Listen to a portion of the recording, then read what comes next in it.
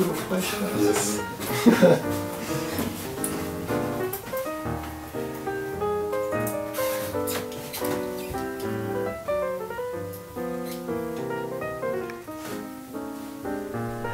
Dans cette deuxième partie de vidéo, nous allons nous occuper du dessus et donc des deux traits aussi qui vont partir des tempes vers l'occipital. La jonction avec le dessus, il y a une légère disjonction, hein, comme on peut le voir là, il n'y a pas une jonction totale, mais il faut bien regarder les angles de coupe, toute la partie du plateau, et puis enfin, la précision au niveau de la gestion de la tondeuse et du rasoir pour faire ces deux fameux traits qui devront être parallèles.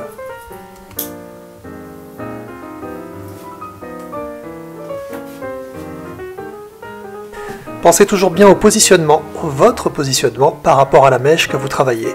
Vous devez être toujours en face, votre mèche doit être tendue vers vous. C'est le seul moyen pour couper juste, couper droit, ne pas se tromper dans les orientations. Donc, quand je coupe, je suis face à mon travail et je dirige la mèche vers moi.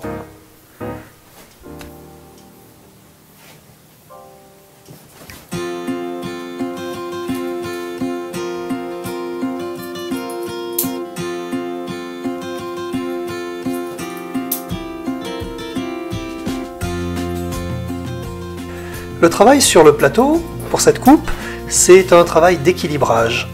Je dois équilibrer mes longueurs pour qu'elles se positionnent bien par rapport aux côtés qui sont rasés. Quand il y a une jonction, les côtés soutiennent la partie supérieure. Là, les cheveux sont plus courts sur les côtés, donc ils ne peuvent pas soutenir pleinement notre mèche. Donc on est obligé d'alléger sur certaines zones, et donc les angles, par exemple, comme je travaille là, on ne peut pas laisser trop de longueur, trop de poids, sinon la coiffure ne sera pas aérienne, mais retombante. Et là, ce qu'on veut, on le verra au final au coiffage, c'est du volume sur le dessus, quelque chose d'aérien. Les mèches doivent tenir vers le haut et non pas être tentées de redescendre. Donc pour ça, bien entendu, on va s'aider avec un agent de coiffage, on va faire un vrai travail de coiffage et de finition avec des produits, mais la coupe joue un rôle prépondérant dans notre coiffage. La réussite du coiffage tient aussi de la coupe de cheveux. Alors je viens finir mon petit dégradé jonction côté et nuque avec un ciseau sculpteur qui va me permettre d'alléger et en allégeant d'estomper ces zones un peu sombres par rapport au fondu qu'on a réalisé dans la première vidéo. Le ciseau sculpteur est un très bon outil, il faut le manier juste sur les pointes. Il n'est pas nécessaire de rentrer proche de la racine, il est même fortement déconseillé d'aller proche de la racine, sinon on crée des petits tuteurs qui vont sortir de la chevelure quand on aura fini, quand les cheveux sont secs. Donc là on travaille vraiment sur les pointes et on vient alléger en fondu.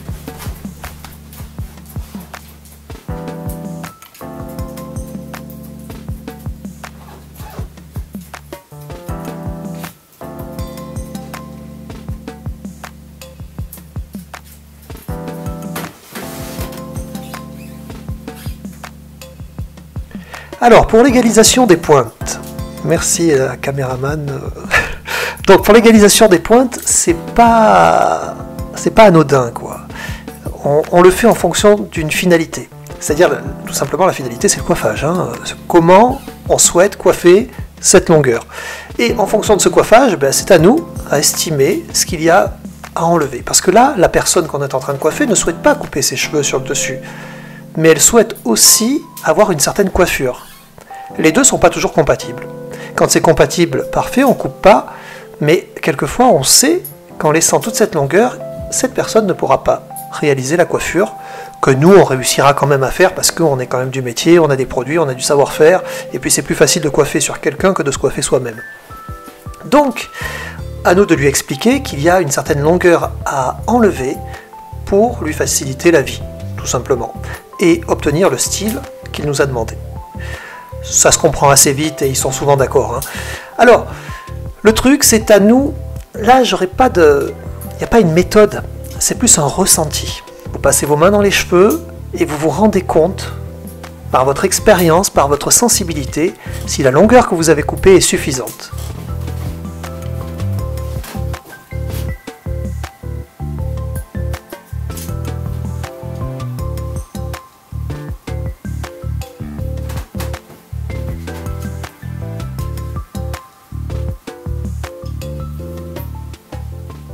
Et pour garder le dynamisme de la coupe, gardez toujours les lignes dynamiques. Comme vous le voyez, là, les mèches sont maintenues bien plus longues sur la partie frontale qu'ailleurs. Ça fait partie de la dynamique, entre guillemets, du style que l'on va donner à cette coiffure. On va suivre la ligne naturelle du dégradé.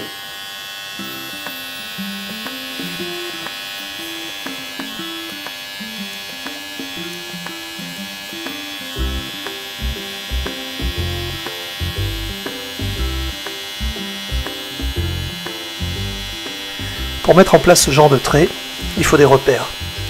Donc le repère de la tempe, c'est un premier repère. Et le deuxième repère, ça va être le dégradé lui-même. Je disais au départ, on va suivre la ligne naturelle du dégradé. Donc, très important, avant de démarrer cette ligne, ce trait que vous tracez dans la chevelure, contrôlez bien votre dégradé, qu'il soit similaire d'un côté et de l'autre. Car sinon votre trait qui suivra ce dégradé ne pourra pas être en accord avec celui du côté opposé. Donc, on prend un repère au niveau des tempes, on prend un repère au niveau de l'occipital, puisque là c'est notre chemin, hein. On part des tempes, on arrive à l'occipital, et on surveille bien notre dégradé à droite et à gauche, qui se situe bien au même niveau.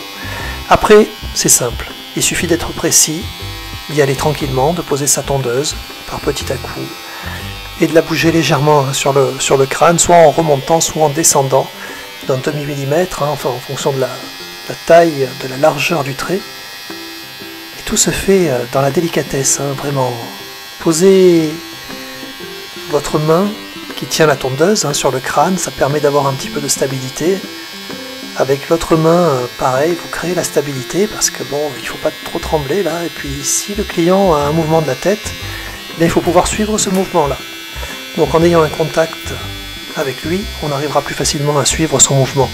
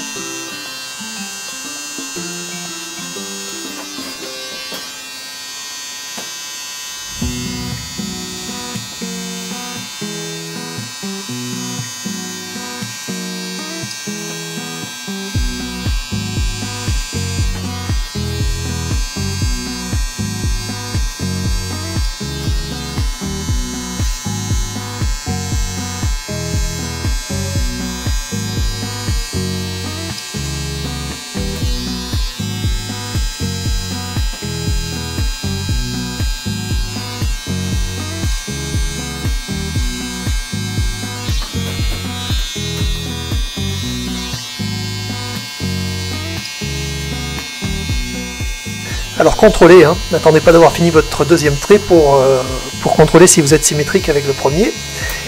Moi j'ai le miroir, il me permet de me rendre compte du premier trait, du trait du côté droit, et je travaille sur le côté gauche, en ayant toujours la vision du côté droit.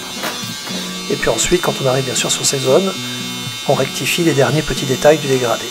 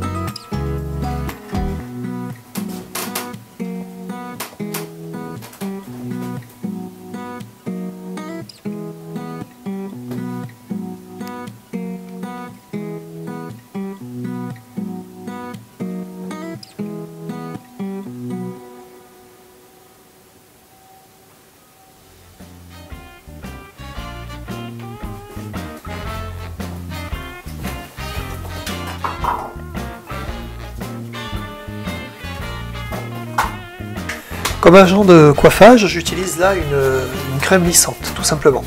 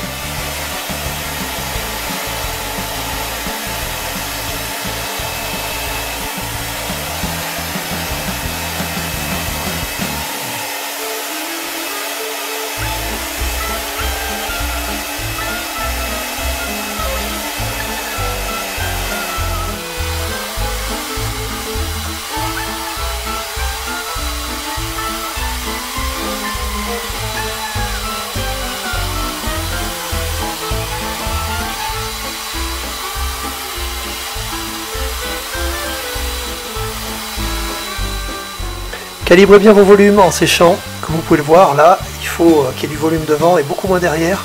La coupe doit être remontante vers le front.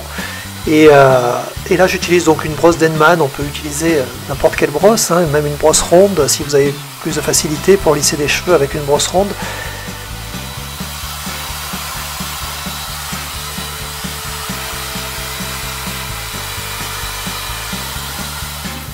Un petit peu de brillance. Beaucoup de gras.